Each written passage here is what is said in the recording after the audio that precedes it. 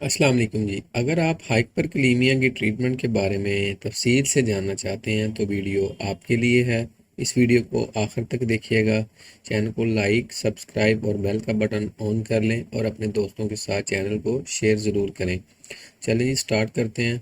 हाइपरकलीमिया का treatment is very important and there are many ways to remember this और to you can say divide this, but the way I remember this is by it can be divided into three categories. First is cardiac membrane stabilization. We know that potassium levels जब ज़्यादा हो जाते हैं तो उससे क्या होता है कि hyperpolarisation of the membranes की वजह से जो आपका थ्रेशोल्ड पोटेंशियल होता है वो ज़रा एलिवेट हो जाता है, जिससे सेल्स जो हैं वो डिफ़िकल्ट टू स्टिमुलेट हो जाते हैं, जिस वजह से हार्ट की जो मेम्ब्रेन है इसके ऊपर रिजल्ट्स ये निकलते हैं कि severe hyperkalemia can result in bradycardia.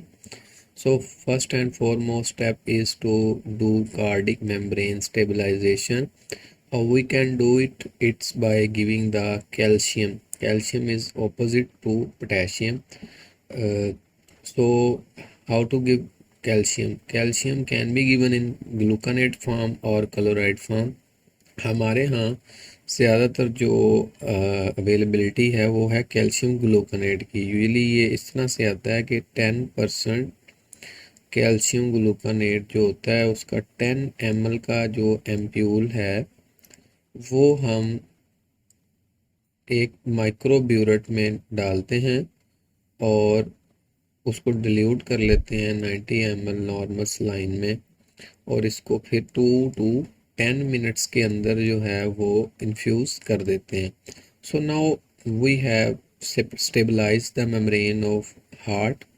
So how quickly it can start action? Usually it can start action in 15 to 30 minutes and can act for 60 minutes. तो 60 मिनट तक आपको टाइम मिल जाता है।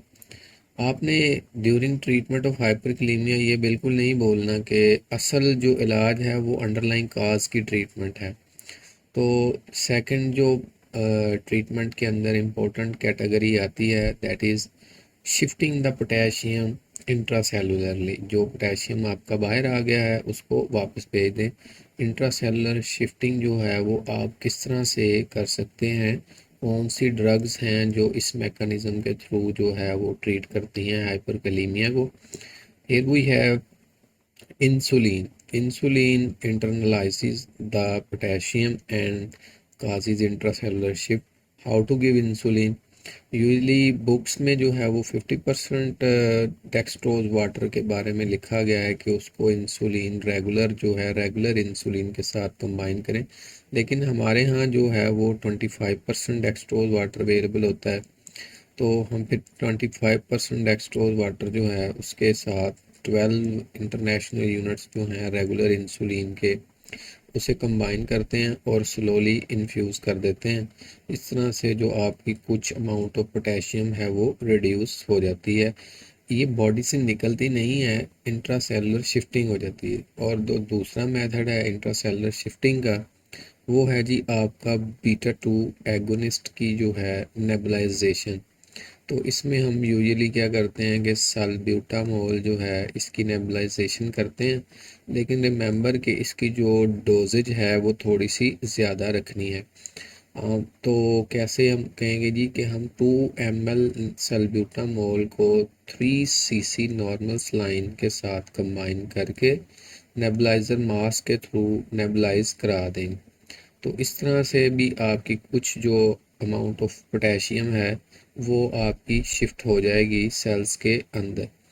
Now we have throw the potassium out of the body and here we have frusemide. Frusemide basically potassium को reduce करता है और ये एक पोटेशियम लूजिंग डायूरेटिक है। तो कितना दे सकते हैं depends upon the condition. If patient is having good urine output and blood pressure is allowing you can use it till 160 milligram.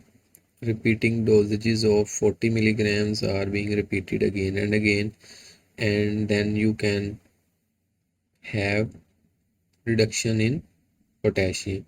And other methods that can also be used for the reduction of potassium, they are using the soda bicarb, but this is not usually recommended. आमतौर पर soda bicarb जो है वो हाइपरकालीमिया के treatment में use नहीं होता, लेकिन it can work as a treatment if you have coexistent acid base disorder acidosis.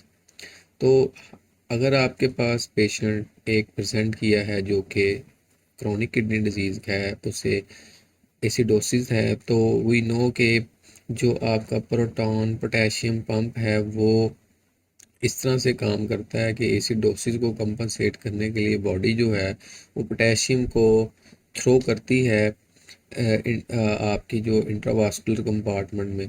तो इस तरह से पोटेशियम जो है वो फाल्सली हाई हो जाता है। तो अगर आपका जो पेशेंट है उसको एसिडोसिस भी है और हाइपरकलीमिया भी है, तो replacement of soda bicarb can also reduce potassium levels. किस तरह से देते हैं soda bicarb? Usually it's a hypertonic solution. तो हाइपरटोनिसिटी को रिड्यूस करने के लिए आपको इसे कंबाइन करना पड़ता है किसी डिफरेंट सोल्यूशन के साथ to make it isosmolar. But usually ये इतना इजी नहीं है, लेकिन हमारे जो वार्ड्स में प्रोटोकॉल आमतौर पर यूज़ होता है वो हम 7 एम्प्यूल्स जो होते हैं वो सोडा बाइकार्ब के उसे 5% डेक्सट्रोज वाटर के साथ कंबाइन करके स्लोली देते हैं 2 आवर्स में। तो इसके अलावा भी कुछ मेथड्स हैं जो कि आपके फर्दर वर्क कर सकते हैं, तो उसको हम कहते हैं dialysis.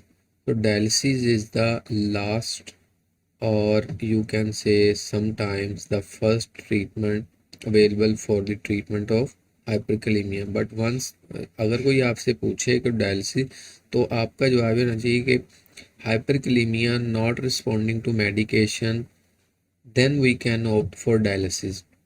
Solely, directly, only for hyperkalemia, dialysis is not first line treatment. मैं आपको एक और तरीका भी बताता हूँ जिसमें आप इजीली याद रख सकेंगे कि कौन कौन सी ट्रीटमेंट मोडालिटीज़ हैं हाइपरकलीमिया को ट्रीट करने के लिए। So here we have a mnemonic C, big K and D. So C for calcium gluconate, B for beta 2 agonist, IG means insulin and glucose, K for K oxalate powder. It's basically sodium polystyrene. It binds with potassium and also reduces potassium levels. Or then we have dialysis. So I hope in this video I have addressed the topic of how to treat hyperkalemia. Other जो बाकी चीज़ें हैं कि potassium के level कितने होते हैं, normal potassium क्या है, काजेज ऑफ हाइपरकलीमिया क्या है, ये एक बड़ा टॉपिक है, वो उस पर भी फिर किसी वीडियो में बात करेंगे। लेकिन एंड में एक बात कहना चाहूँगा कि जो भी काज हो हाइपरकलीमिया की, उसे ट्रीट करना आपने नहीं भूलना। अल्लाह हाफिज़।